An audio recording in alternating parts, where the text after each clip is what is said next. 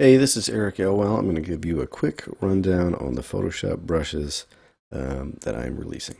Just open up your brushes, right click, hit this manager, do import brushes, and grab the files when you're going. Now, the brushes that I have made are all brushes that I use in my painting, so they're adapted to my style and my approach to painting.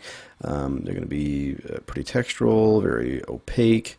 Um, Gritty at times, and they generally all feature some kind of directionality to them. I want to show the direction of the brushstroke.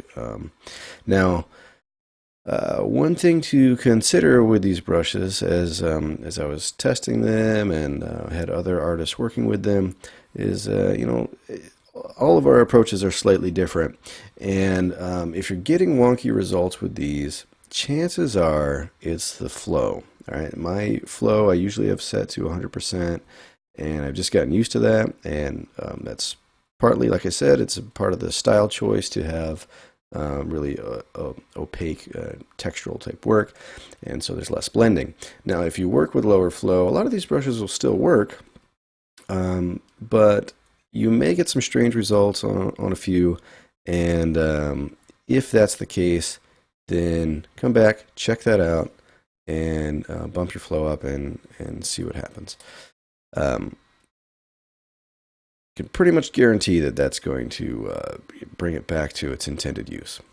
All right, now the next thing to consider is smudge brushes. Now the smudge brush has a specific feature to it, and that is that the spacing has been turned off.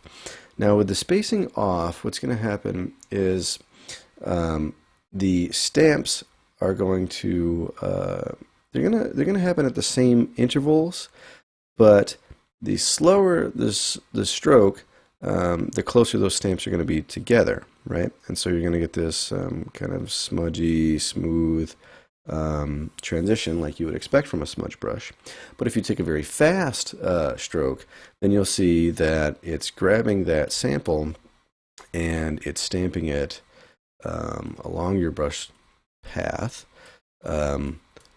with a little more integrity to it. It's kind of holding that original stamp.